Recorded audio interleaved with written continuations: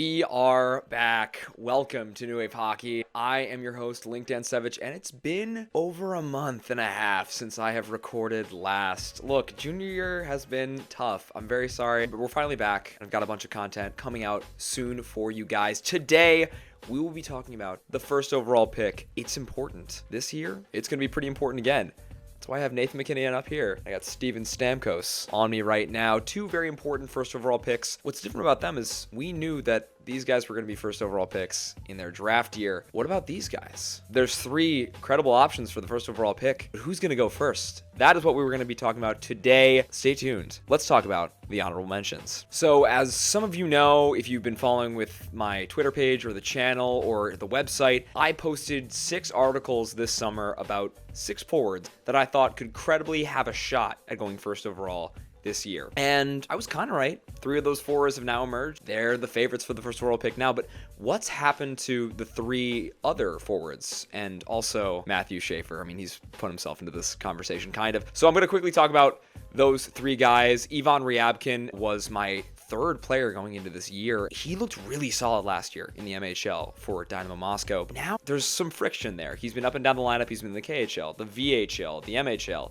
There was a rumor that he was going to be in Muskegon for a little bit. There's rumored tension between front office and player, and honestly, it's kind of tanked his draft stock a little bit. Also, he hasn't scored a goal yet this year, and he was really good at that last year. That was part of the reason why I had him that high. I hope he doesn't fall too much, and maybe he comes over to the United States and has a better shot at it. We'll see with Ivan Ryabkin. It doesn't look good for him right now. Anton Frundell, he started the year with an injury, and he required surgery, and he was out for a little bit over a month, but he came back, looked solid in the J20, and now he's lighting it up for Sweden at the U18s, and he's coming back very soon. Hopefully he produces at what people want him to be producing. I'm a big fan of Frondell. And then Roger McQueen, as I've said, my favorite draft prospect this year. He exploded for 4 goals his opening night. He is just incredible. Oh my gosh, give him the first overall pick. He gets injured, and he's going to be out kind of long term with this injury. He got injured in October. He's going to be out till December. He might be another Caden Lindstrom, goes top 4. I mean, hey, he's a dynamic forward. I'm always going to be rooting for him. Nobody could take him out of my top 5 right now, except for Matthew Schaefer, far and away the best defenseman in this class. I never made an article about him. That's my bad. I did not think he was going to be this good after returning from mono at the early part of this year. He's looked amazing. His hands are great. He moves really well for a defenseman. He reminds me a lot of Zeev Buyum. I'm just a huge fan of Matthew Schaefer.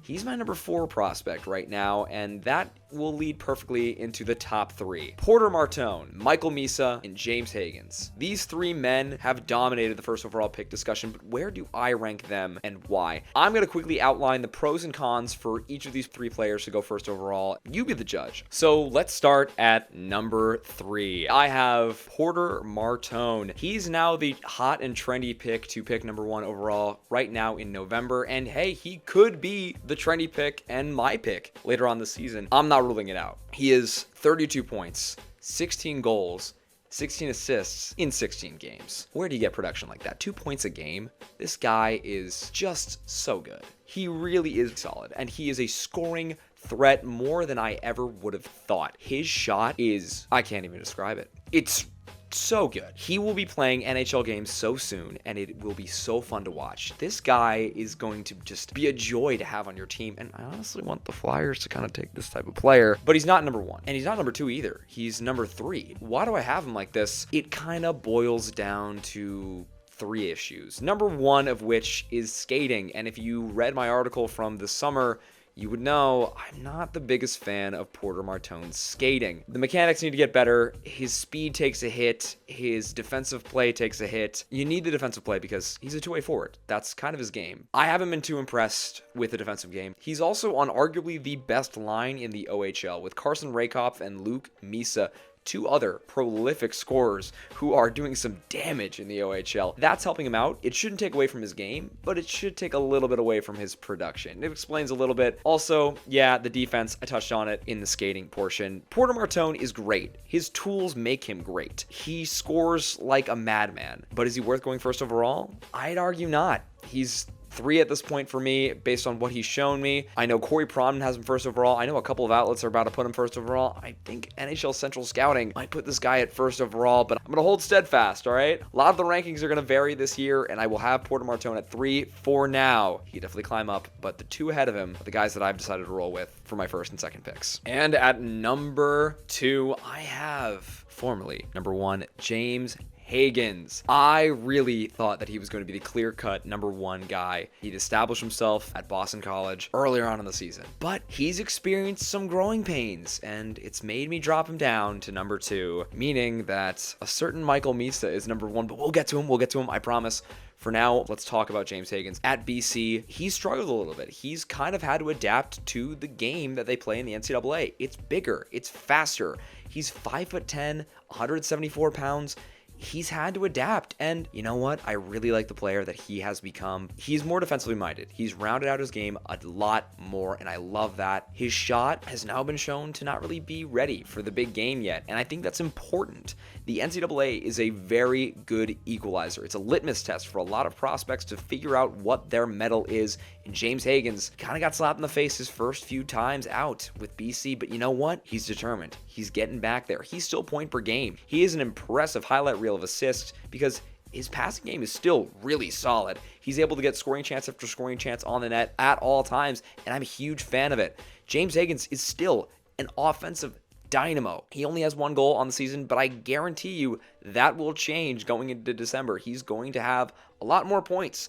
You're going to see a different James Higgins over the course of this year. He's growing, he's learning, he's becoming a better two-way player, and I've been really, really impressed by it. But once again, the production speaks for itself, and you can also just see it during games. He's lost confidence, and he's in the process of gaining it back. That's really it. Not really a big criticism, but I want to see James Higgins at the confident, offensive, dynamic player that I know he can be, and he'll get there, hopefully. But for now, I've dropped him down to number 2. He's definitely capable of picking it back up and going back to my number 1 spot. I believe in him. I hope he does it because I want to see an American go first overall, but I have to acknowledge when he's beat. And at number 1 overall, we have Michael Misa. Exceptional. There are no quotation marks. There are no parentheses. There is no asterisk there. He is exceptional beyond any shadow of a doubt, and he will remind you that every single game that he plays.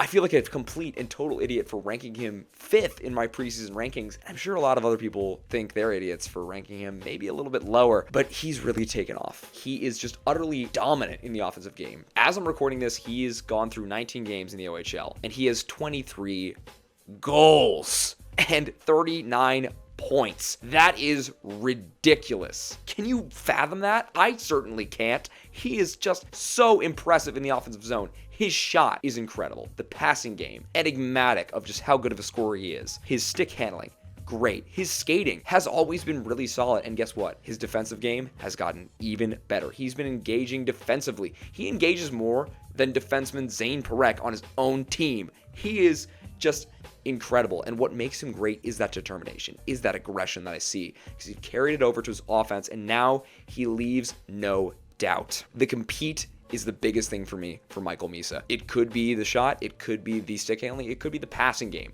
They're all fantastic. The compete is what stands out. This guy grabbed the reins and he said, yeah, this first overall pick is mine, and I have nothing but respect for it. Michael Misa, I've often described him as having a perfect game.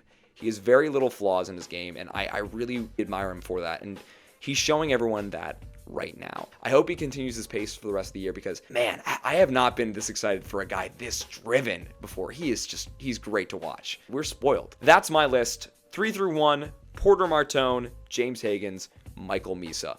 All of them have a legit shot of going first overall. Still, I bet some of you at home have Martone first, or Higgins first, or Misa third. I don't know why you'd have him there, but hey, that's your opinion. These players are fantastic. In their own right, in other years, they'd go first overall, but now they're fighting for each other. These are 3 really solid forwards, and we're going to see how they do for the rest of the season. It's going to be a treat to watch. I'm excited. Are you? That's all I have for you today. Don't forget to follow me on Twitter at LinkDanSevich. I'll have a link below. Don't forget to look at the corresponding article that comes out today on newwavehockey.com. Thank you so much for watching. I know that I haven't been recording in a while, but it's good to be back. it's been really fun to watch this year and just scout and write and everything. And hey, I've been writing over at recruitscouting.com, so definitely go check them out too. They're a great organization, and I love working for them, and I love writing for them, so definitely take a look at their articles. For now, I'm LinkedIn Savage for New Wave Hockey, signing off.